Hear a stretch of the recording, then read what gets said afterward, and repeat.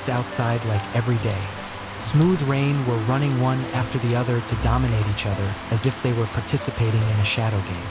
He slung his bag over one shoulder, carrying a book to read and some of the memories he had selected from his cup of memories, and a black umbrella in his other hand. He left the house. Arriving at his usual coffee shop, he looked at the waiter to order coffee. The waiter didn't need to know what he wanted, because for the past 3 years, he had been coming to the cafe once every 3 or 4 months and there had been no break in it yet. Until the coffee arrived, he took out the Bridges of Madison County from his bag and immersed himself in reading.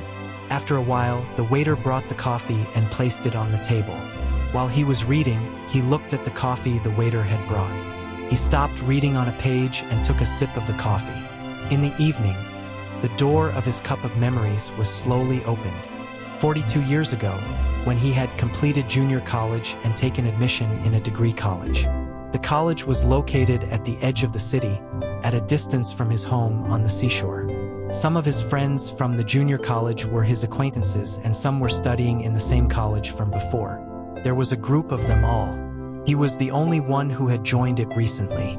Since it was a government college, the number of children admitted this year was more. The college administration had organized 2 sessions, morning and afternoon. The second branch of the college was in an orphanage school building for the morning session. 1 floor in it was reserved for the government college. He chose the morning session considering the situation at home, and after leaving college, he had accepted a part-time job. In the morning session, only he and some friends from his group, with whom he only knew his face superficially. They were, not to mention why everyone else took the afternoon session. The only reason she and he became friends was enough. When they first became friends, that day she had missed 2 lectures in a row, because she had not been able to get up in the morning. She came to his desk to ask for notes from him and asked him in a soft voice with a soft smile if she would get the notes. So she asked. As he was giving her the notebook in his hand, their fingers touched each other. She accepted it and said, "Thanks," in a sweet voice and turned to her desk. As she was leaving, she turned back and looked at him again with a sarcastic look. He was looking at her. During recess, she used to play with the school children in the orphanage, sit on the steps and chat. They felt like they were one. After the lecture, while leaving the classroom, she came close to him and asked him, "Where are you going?" He replied without any expression on his face, "I am going to the station. From there to the job." She continued, "I will come with you till the station." He smiled slightly and said, "Yes, of course." And the two started walking towards the station. He turned his gaze to her. Fair complexion, round face, flat forehead. No matter how much flour falls on it, it will not be visible. The high points of her cheeks, brown eyes, long but slightly curly hair. Today she was wearing a dark henna-colored Punjabi suit. The wrap covered both her arms from the neck to the chest. A leather bag on one shoulder and a small lady's handkerchief in the other hand. A small shiny tip on her nose. He looked at her completely. Her height was up to his shoulders. The body looked attractive and clean, like a lotus bud that had just started to bloom. She was telling him about the names and personalities of her friends in the college group, their hobbies and picnics. He was just humming. In the middle of their chat, they both reached the station. He said a formal bye to her as he thought he would be late for work and caught the train that had just arrived. He stood at the train door and looked at her. She was still there, watching him until she was out of sight. When the lecture was over, both of them started chatting and walking to the station. Slowly, their friendship was growing. At that moment, he realized that the coffee in the coffee cup was finished. He placed the cup on the table and turned to the page where he had stopped again and started reading. The waiter came to take the empty cup.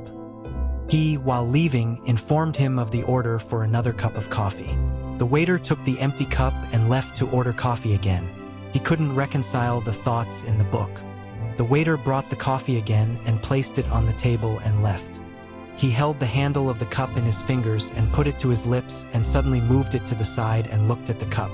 The coffee was still hot, so his tongue and lips felt numb and burned. He placed the cup on the table and, looking at the steam coming out of it, disappeared into the void of memories. There was a tea stall in the alley behind the orphanage school building, college. He remembered the first time he had brought her to the stall for tea. In the cold of that morning, while sipping the hot, spicy tea on the stall, she got restless for the first time and her tongue had burned in her haste. Then, looking at each other, the smiles on both of their faces, and then he and she started drinking tea regularly during recess. It was the era of Nokia mobile phones. Everyone in the college had different models of Nokia phones. In fact, since those were expensive calls, the fun of text messages was different. Mostly, everyone used to text each other. In his and her company, both of them were trying to get to know each other. Both of them were now enjoying each other's company, and both of them started staying apart from the group for some time every day. Both of them exchanged phone numbers. When he was at work, when he went home, both of them would chat on text messages. Despite texting on the phone every day, the desire to meet again in the morning was growing stronger. The years were passing like a breeze, and now in the final year, the entire group had come to know that there were feelings between the two, and they were not talking about this topic. As if these moments would fly away like the wind and nothing would be achieved. The days of day celebration had begun in the college. Today was Sari and Tie Day. Everyone was trying to spread their wings and fly in the open sky without any hindrance. The boys were walking around wearing different designs of ties. On the college campus, some of the group were teasing anyone who was not wearing a tie. They used the Marathi word kant langat to ask questions and were joking and laughing. Every girl was like a mine of beauty, the youthful charm, the beauty, the delicate, soft, graceful curves, the different unique colors of lipstick, makeup, jewelry, and saris made him feel as if he were walking in a flower garden and their countless fragrances were in his breath. Felt like that, at that moment, she was coming towards him with her friend. While watching her from a distance, his attention turned to her evening attire today. An eggplant-colored silk sari, a golden embroidered border on the paidar. Today she had dressed in a way that would match the sari. Her radiance had shone in it. Seeing her, a few words came together in his mind and 4 lines emerged. Seeing you coming, I felt like telling you the meaning of your beauty. You came closer and he stopped talking.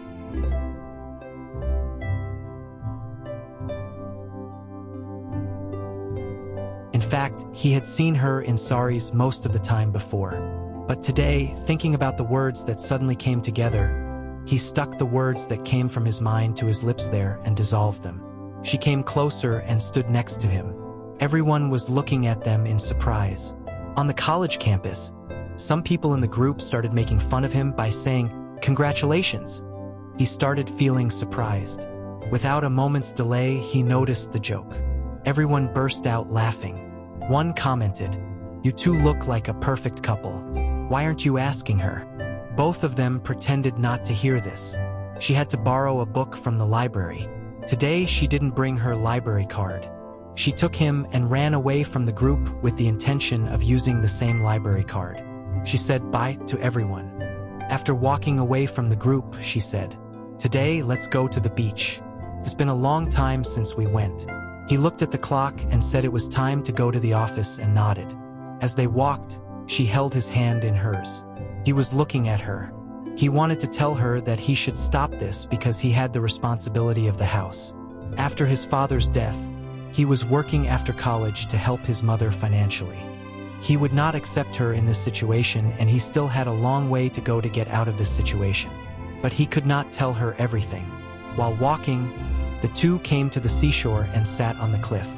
Inhaling the smell of the waves and the wind coming from the sea, he sat looking at the waves and thinking. Just then, a big wave hit the rocks on the shore. Both of them got wet with its spray. She held his rod tightly.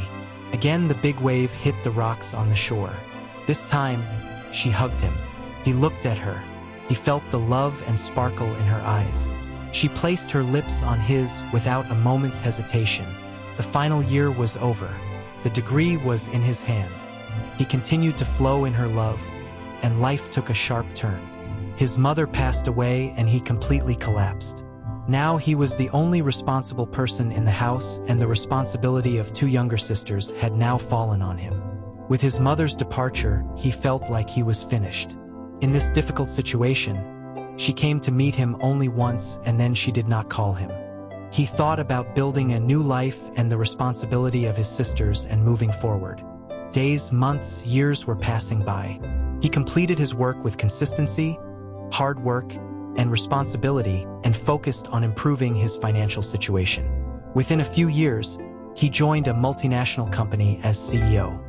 In the meantime, he became aware of the commotion going on around him. When he saw someone coming out of nowhere, the person at the table in front of him was shouting, "Why hasn't the order come yet?" He looked at the coffee cup. It had completely cooled down and a brown layer had formed on it. Looking at it, he realized that life had become as cold and calm as this coffee. Now he had to ask the waiter to bring another one. He thought that the situation with coffee and his life was the same.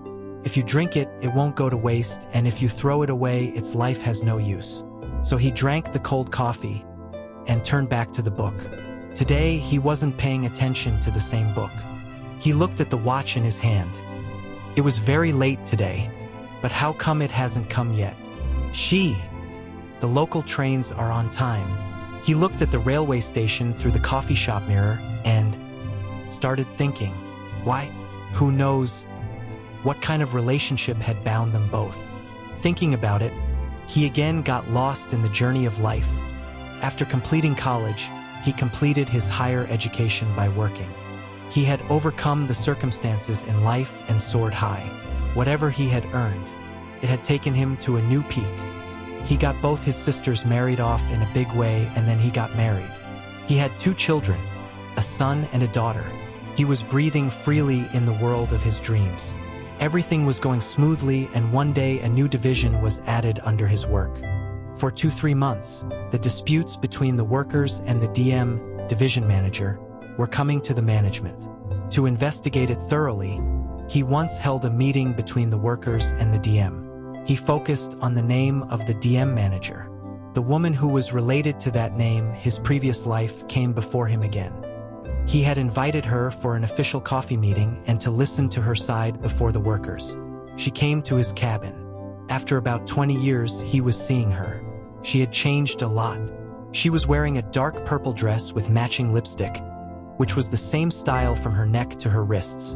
She was talking to him with thick retro frame glasses on her eyes, her face suppressing the wounds in her heart. She had become a little fat. When he shook her hand, he felt her delicate silky hands getting a little fatter. The dark circles under her eyes were preparing to take their place. She looked at him as if she was meeting him for the first time. They had a conversation like that. After listening to her side, he reassured her. "Okay, I see. What to do?" She left the cabin without saying anything. He was looking at her figure until she went far from the glass door. But she did not turn back. After listening to her side and the workers' side, he thought about both sides and suggested a middle way, and it was accepted by the workers. This incident brought the love she had kept in her heart to bloom again in her life. After that, their meetings increased and she explained why she separated from him. Why she started doing this. Instead, she gave an explanation. There was a sense of regret in her speech. It was as if time had started to bandage the wounds of life that were in both of their hearts. His wife must have been following him. She asked him a direct question about this once. Then he told her no in clear words, but she did not believe him.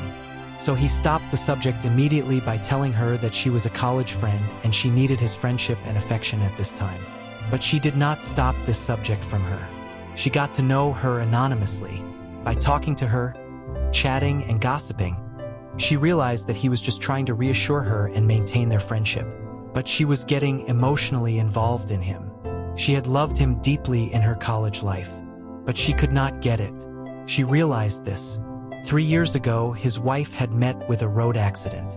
When she was dying, she explained this to him and begged him, "You will take care of her after me," as if she had recognized the emotional involvement in his relationship. The clouds thundered loudly. He came out of his thoughts and looked at the railway station through the mirror of the coffee shop. She was coming out.